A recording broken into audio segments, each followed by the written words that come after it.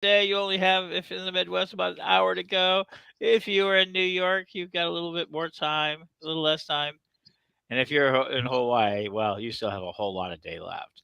But here we are today with Lord Don Lewis, as you know, and the man who'll answer anything, anytime. He's one of the best question answers out there. He found that out last night, along with Reverend Mary Hawkins. They're going to talk about triskaidekaphobia, which is the fear of Friday the 13th or 13, and other numerologically based systems. And I guess this year has been just a year for numerology. How you doing, folks? And let me hand over the show to you. Hello, everyone. Hi, Mary. Hello, Lord Don. How are you tonight? I'm very good.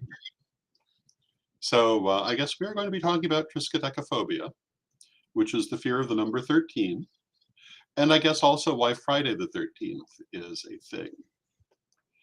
And there's the truth is there is no agreed upon answer to that question or to the origin of why 13 is considered an unlucky number by some. And I say by some because it's not a universal thing, and particularly in some branches of the metaphysical world, we tend to think of it more as a lucky number. Um, and Friday Right. the 13th is a lucky day. And we want to say hello to Monica East in the chat room. Hello, Monica. I always was raised with the idea that Friday the 13th was particularly lucky for people on a magical path. And the number 13 has been significant throughout history, partly because the number 12 is so significant throughout history.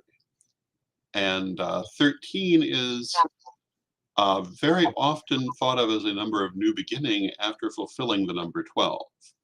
You have 12 zodiacal signs, 12 Olympic gods, 12 months in a year. In Christianity, you have 12 disciples All for disciples. Jesus. You have 12 members of I guess we'll say mythical covens, which when they hit 13 must split because 12 was all they were allowed. So 13 is not necessarily an unlucky number, but a number of change. And people often view change as unlucky. We want to say hello to Ryan and Jonah and everyone in the chat room. And Ryan remarks on having heard that Aquarius is a 13th sign. I'm not really sure where that comes from, but there are two forms of astrology practiced in the world: sterile and tropical. And the sort of astrology that most people practice has 12 signs, and they are divorced from the actual position of the stars. Whereas that form of astrology that is still connected to the position of the stars does, in some cases, recognize 13 signs, but the 13th is a fiacus. And Good evening, Nico. I so think those, this, I was going to say the silliest explanation for 13 was being bad luck I ever saw was a suggestion that early man counted to 10 on his fingers and then counted 2 feet, and that's 12.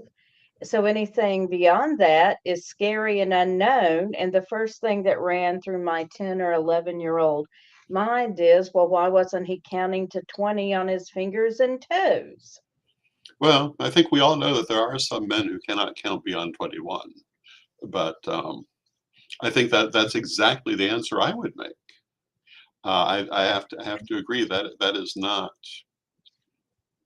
one of the things I could consider as a reasonable origin.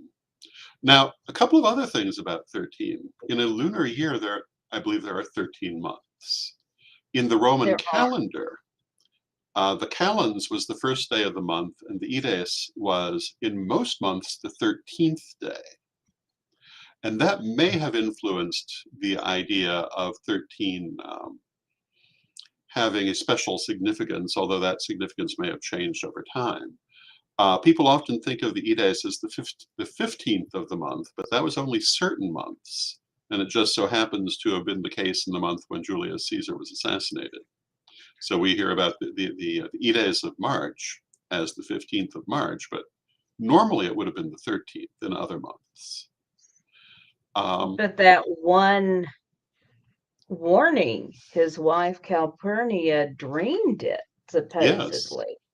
But it was not normally considered an ill-fortunate day. No, not normally. It's just Calpurnia dreamed that he should not leave the house on the Edis Yes. on that particular day.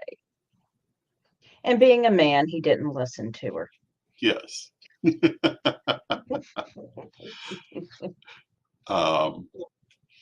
So there are a number of different significances associated with the number 13, of which most are not negative, but some are, and particularly the number. And in fact, Ryan just mentioned what I was about to mention.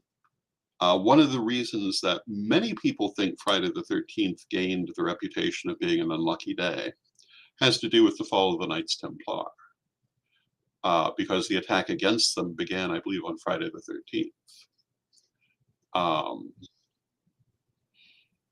I don't know if I buy that, because it was actually a campaign that was carried out over some time.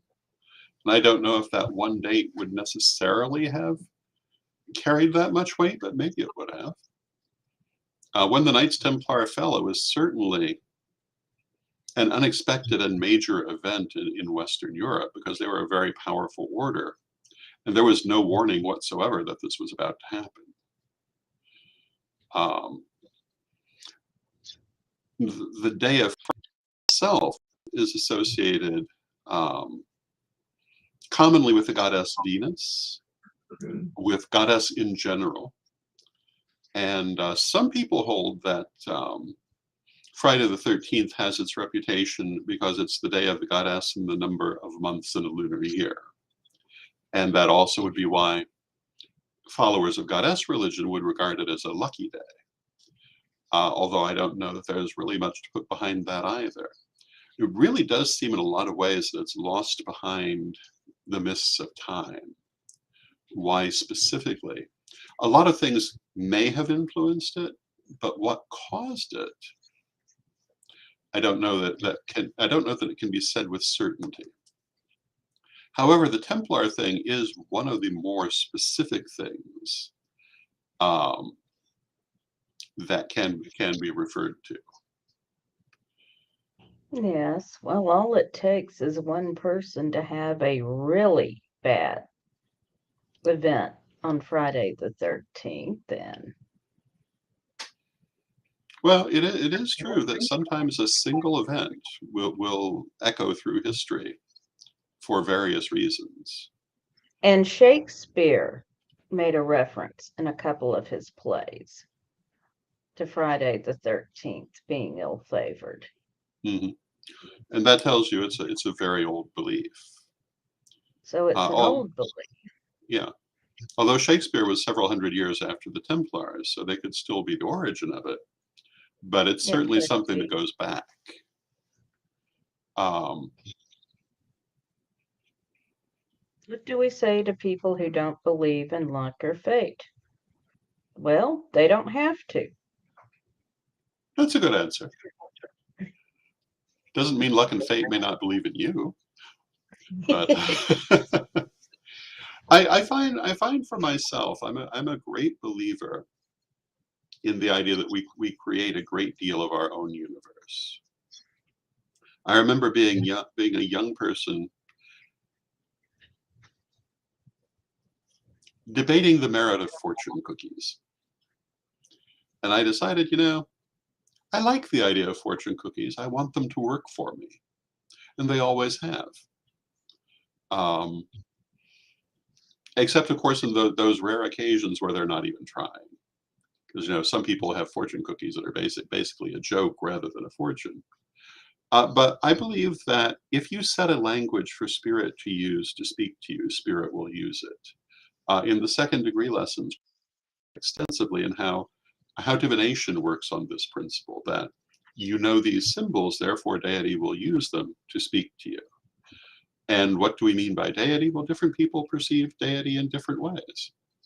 But we could say the universe, we could say existence, we could say your higher self. All of these things, to me, are aspects of deity. And I find that if you do set the language, spirit will speak to you that way. And that brings us back to whether Friday the 13th is a lucky or unlucky day. If you're expecting it to be unlucky, you can very easily make it unlucky, I'm sure. I do not choose to endorse that view. I choose to take the other view that it's a lucky day because I'd rather have a lucky day. Exactly. If you're expecting it to be an unlucky day and you stub your toe, you're going to say, well, of course, it's Friday the 13th. Mm-hmm. And it's I think when people think of superstitions like Friday the 13th, they also think, and I'm using the term superstition loosely, of the idea of the black cat crossing your path being bad luck. But what I generally say about that is it's not so much that it's bad luck; it's calling your attention to something you need to see. It's only bad luck if you don't pay attention.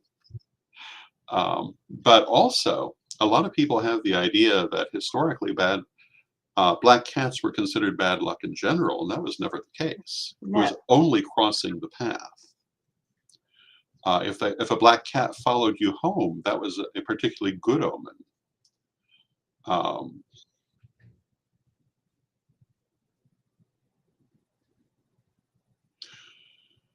So Ryan in the chat room is asking what we think of the idea of collective energy building toward Friday the 13th being unlucky or quote evil, end quote.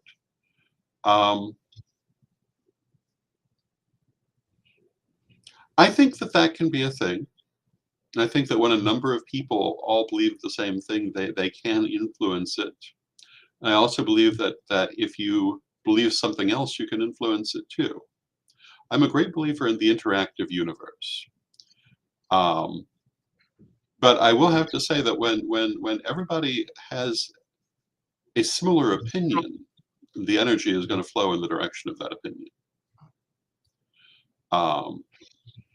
And I think that even when there's no reason for the opinion to be right, the energy can still find itself flowing that way. And so I think we need to be very careful of our opinions. And, we often talk about shadow work and why this is important, and this is one of those reasons. I used the term superstition a little while ago, and I pointed out I was using it in a broad sense because I'm a great believer in Plutarch's definition of superstition, which is that superstition are beliefs that are based on fear of deity, as opposed to beliefs that are based on love of deity. And I'm not a great believer in superstitions for that reason. I don't think you should do things out of fear. So when we talk about Friday the 13th, from my point of view, we're talking about historical beliefs about it. And my attitude, as I say, as to whether it's a lucky or unlucky day is kind of what you choose for it to be. And I would choose for it to be a lucky day. I do believe in the idea of attuning to the energies of the universe, but not slavishly so. Because you can also take your own energy wherever you want it to go. And I think it's very important we not forget that.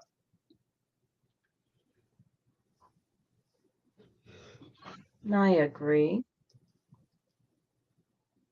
And if people can collectively build energy towards the idea Friday the 13th is unlucky, you can equally build collective energy towards the idea it is lucky. Yes. And you can also totally psych yourself out in either direction. But the other thing about the number 13, not necessarily Friday the 13th as such, but the number 13, is that numerologically speaking, it reduces to 4. And in some, I figure we could talk about the meaning of 4. My understanding has always been that 4 is about work and lessons and understandings that people may tend to resist. Good evening, Reverend Michael. Yeah, that is my understanding of the 4. And also throw in some discipline and organization there. There are 2 primary methods of numerology that are used. There are more in the world, but um, that people who are working with us would be likely to be using would be either the Hebrew-based system of numerology or the Greek-based system. I use the Greek-based system, and in that, Saturn is the ruler of the number 4, and hence some of those meanings. 4 is also, of course, a number of stability, and can be a number of strength, and I think it depends on how you interact with that energy. It can be strength and stability, and in some of my studies, the downside to it is it can also be rigid to the point of immobility. Mhm. And all of the different numbers, I mean, they all have their own meaning, but they also have both positive and negative qualities. Right, And how you interact with those, what is accented, of course, will be individual to the circumstance. right. So if you're looking at the energy of the 13 when it's reduced to a 4, you're looking at an energy that can be very disciplined, very organized, and indicates there is some hard work to be done. Mhm.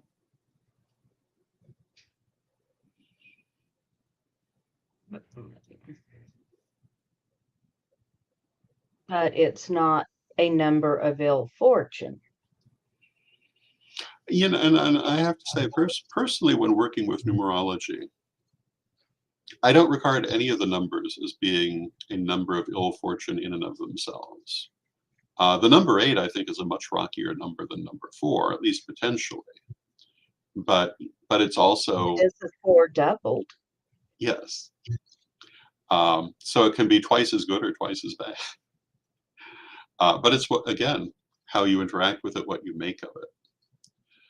When I Um, teach numerology, I always teach that whatever numbers are affecting you is there's the higher positive vibration and the lower negative vibration. So you mhm, have this energy at your disposal, but it's up to you how you manifest it. yes. You can consciously, it is more likely to be the higher vibration if you consciously choose that.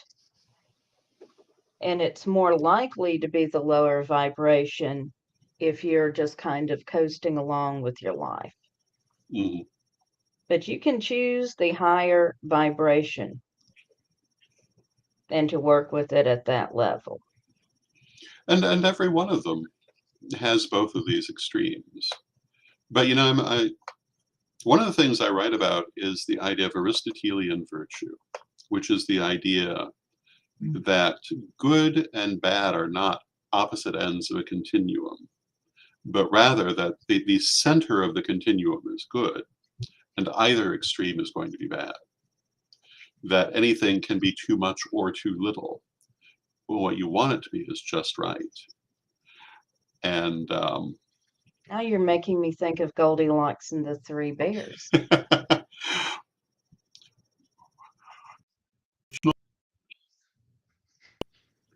um, but you know, when you think about it, it actually is an illustration of that concept.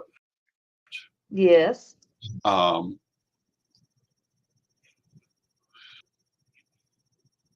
And Kay is it's asking a, us how to raise her energies. and would you like to speak to that? All right. Well, in terms of raising your energy, and I was talking specifically, um, hello, nephew Corey. And as I was talking specifically about dealing with numerology, where if you have your numerology chart done, you have certain numbers that are affecting you at a given time. And you focus then on using the higher part of that energy K rather than the lower negative part, which basically means focusing on working with your energy in a positive way, which usually means some hard work rather than focusing with it or just kind of going with the flow and working with it in a negative way. Absolutely. And Corey is absolutely right. I have looked into Chinese numerology, and it is very different from Greek numerology in that there are some numbers that are considered unlucky or misfortunate in Mm. Chinese numerologies. And 4 is one of them. I have not done much with it.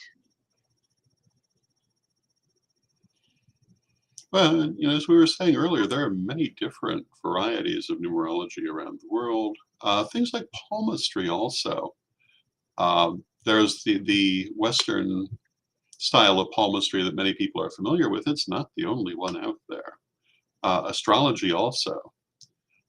People are Right. mostly familiar with Mediterranean astrology, and we mentioned sidereal and tropical. But there's also Vedic astrology, which is very different. There are Asian forms of astrology that are very different. Um, there Mm-hmm. are many, many different variations on all of these skills, and it's fascinating to study them and see how different people have interpreted them. And also what they have used as their markers for how to communicate with spirit and how spirit can communicate with them. And Chaldean numerology is interesting because their numeric system was based on 6 numbers. mhm, So you have to calculate differently. mhm. This is true. Um, Not every culture used 10 as a base for their numbers. And when you look at those, it can be much more complex in how you have to go about adapting to that knowledge. Of course, for people raised in it, it would be complex in the opposite. But um, Yes. And I have played with Chaldean numerology, and I've decided I really cannot cast someone's chart easily that way. and we were talking about different forms of astrology. One of the most exciting things that I have heard in a long time is the idea um, that has come out of examining the cave paintings of Lascaux. And if people are not familiar with the Lascaux caves, they're famous for their prehistoric cave paintings of animals. And one of the things involved is that there are odd little dots present in some of these pictures. And recently it was suggested that these represent constellations, and that what we might be looking at in part is an early form of astrology, which obviously we can never really know, but I thought it was a fascinating concept. It is. Um, the other very fascinating thing that's come out about cave paintings in recent years, which is getting a little far off of Friday the 13th, but I'm going to go there anyway, is the realization that they were meant to be seen by firelight, and that looking at them under electric light is deceptive because you don't see what the artist intended. This is particularly relevant to the famous cave painting La Sorcière, and there's been a huge controversy over whether this um, cave painting does or does not have horns. The very famous drawing of it that was published in the early 20th century shows horns. Photos taken with modern lighting do not, but it's been pointed out that actually there is a formation of the rock, which in firelight will clearly show the horns, but in electric light they disappear. You'll also see in a lot of those ancient cave paintings that the drawings in some cases seem to be overlapping one another in unusual ways. But apparently in firelight, giving the flickering of the light and the undulation of the surface of the cave, it makes them appear to move, which gives them a much more magical effect on a person that you lose if you're looking at them under modern lighting. And welcome, Diana, in the chat room. And we're talking about triskaidekaphobia, numerology, and for some strange reason, cave painting. Because we got there. Because we got there. But it also goes to show how hard it can be to understand sometimes what ancient peoples meant if we don't have any guide to it. And sometimes we get surprised when we get a little bit more information. And Ryan is pointing out that the Mayans also used a different base to their numerical calculations, which is absolutely true. And also, I want to say to their astrology as well. And one of the interesting things about the Maya is a lot of people have the false idea that the Maya are gone. The Maya are still right there in Central America. It's the great Maya cities that collapsed. But the Maya culture actually is still there now. One of the interesting things a few years ago, there was a big deal over the ending of the Maya calendar. And while everybody was busy debating this, the actual Maya were trying very hard to say, wait a minute, you don't understand what this calendar is about and what you're discussing, and tried to set the record straight. And very few people were paying any attention to them, because in their mind, because they have, many people have misunderstood the history of the Maya, they didn't realize they were even still there. They absolutely are. And they do understand their own culture, despite attempts in some cases to eliminate it. So coming back to Friday the 13th, when we say that we don't really know where that belief comes from, this is the same thing. People didn't record where it came from, only that they had this belief, and that does make it difficult to say with any kind of certainty where it originates. And that's true of so many ancient beliefs. Some of them you can pinpoint to specific events, and it is quite possible Friday the 13th does date to the fall of the Templars. But maybe it doesn't, because there are other possibilities. With numerology, happily, people made lots of detailed notations of what they meant by numerology. And Yes. it's been a very important metaphysical art going back throughout antiquity. Very important to the Romans, for example, who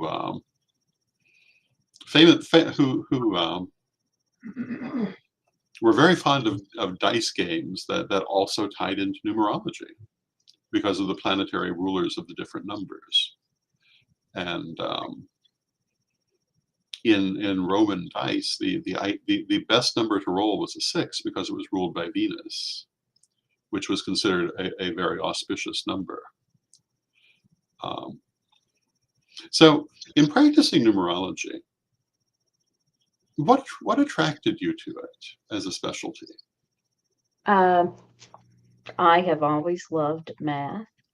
I was the one kid in school who didn't groan when math class started.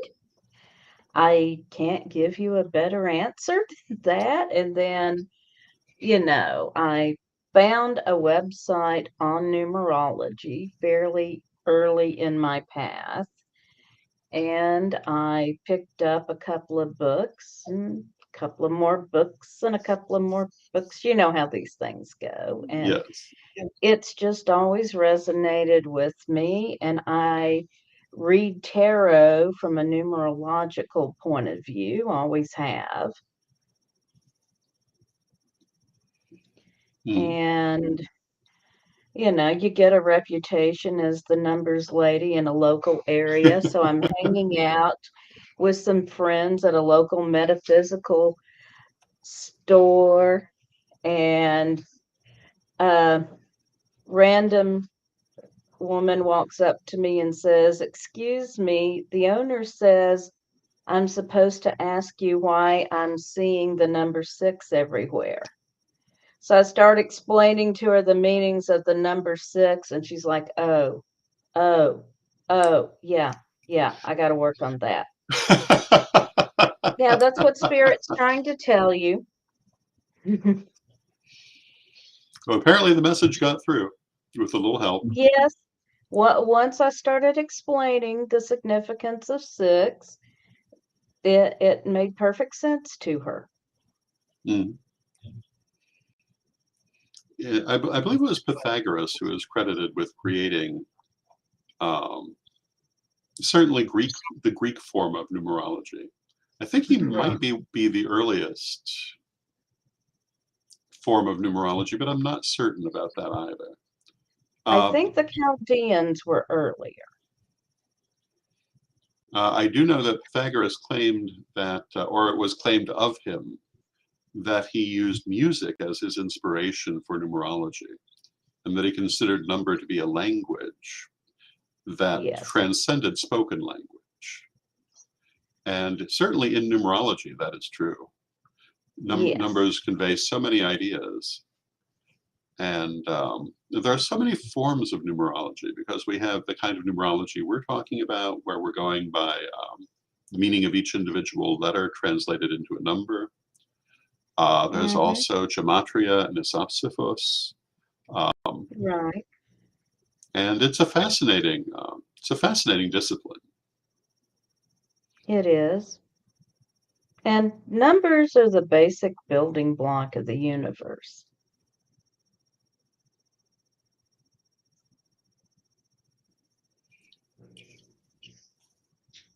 Uh, well, Diana, I had just said numbers are the building block of the universe, so I'm not entirely sure what you mean by the human design system, but there are a whole lot of mathematical formulas tied up in our biology.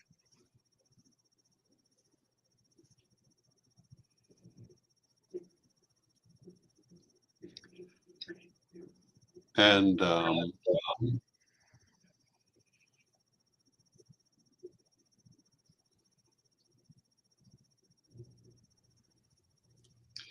Orion suggests a video on nature by numbers uh, on YouTube. I've not seen it, so I cannot speak to it.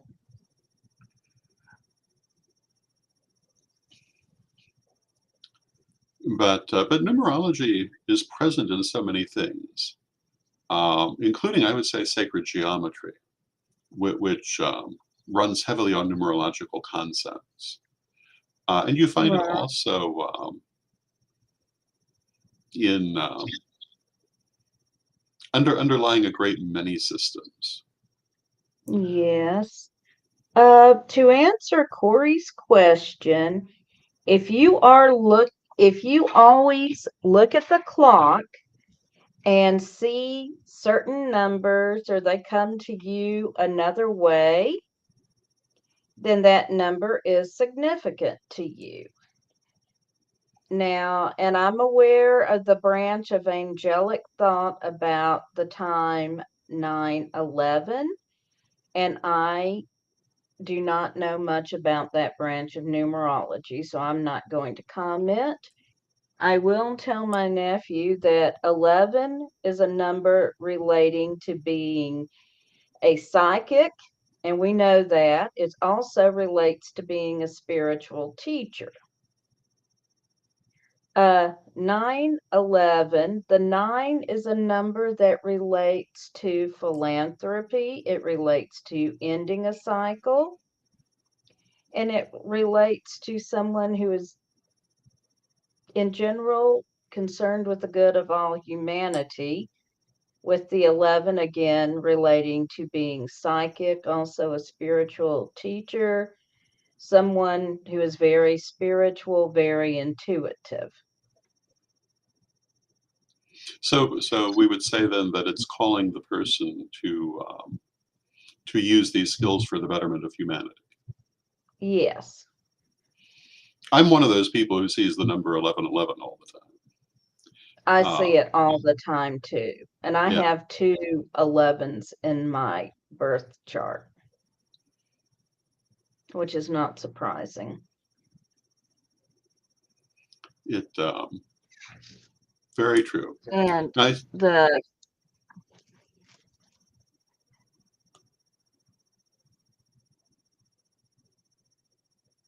Okay, now the question about numerology and the Norse runes, I'm not aware of any connection, but I don't know very much about the runes, honestly.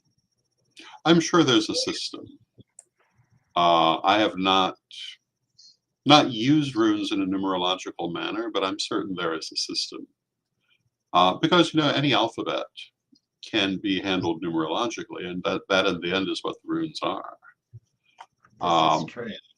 Now the runes are separated into sections of 8, but I would Right. assume that whatever numerology originally attached to them would have been Germanic rather than Mediterranean. So I really don't have a lot of knowledge on that specific subject, but I'm certain there is in fact some system for integrating these things. And if not, there should be. And I see that we are a little past the half hour, so we probably should be saying good night presently. Although Ryan makes the interesting comment in the chat room that when they read tarot for people, that they're very big on asking, what does this mean to you? And leaving it to the person to understand. And that actually is a very positive way of going about things. When you're reading for someone, there are many different ways to do it. When a person's working with symbolism, with omens, etc., what it means to them is the important thing, particularly dreams. There are lots of books about symbols and dreams, but they don't mean anything unless they're your symbols.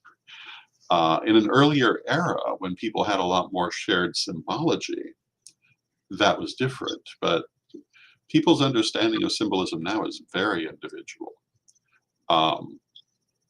And what it means to the person can be very important. Now, when I read for people, I go by what it means to me, but that's because I'm doing the reading. But I could just as easily do it the other way. And particularly, again, with dreams, and if you're reading for yourself, what the symbols mean to you is what matters, because Spirit is going to use your language of symbolism to talk to you, whether it's numerological, whether it's pictographic, whether it's whatever it might be. And the whole idea is based on the concept of as above, so below, that Spirit knows what symbols you know, because the above and the below are connected, they are the same. And so if you have a language of symbolism, Spirit will use it in talking to you. In the First Degree book, I talk about how I used to ride the buses in Chicago, and every now and then I'd have questions. And I would say, Spirit, show me the answer to this question by the color of the next hat that I see on somebody's head. I would specify which color would be a yes or a no or a maybe. And it worked pretty darn well. But things will work well if you allow them when we're working with Spirit. Spirit will adapt to the language that you are speaking, because Spirit speaks all of the languages. And with that, I think we probably can go ahead and say good night. And good right. night, Mary. Good night. We're going to have a blessing. Yes, we will close with a prayer as we are accustomed to do. Divine Mother Goddess, Divine Father God, beloved ancestors, we ask you to help us to communicate more effectively with our own higher selves, to communicate more effectively with the universe. Help us to understand the messages of Spirit, and help us to understand our own mind as we go forward, that we may move in harmony with our highest selves and our highest good. Beloved Mother Goddess, beloved Father God, beloved ancestors, we thank you with great love and with respect. So mote it be. So might it be. Good night, everybody.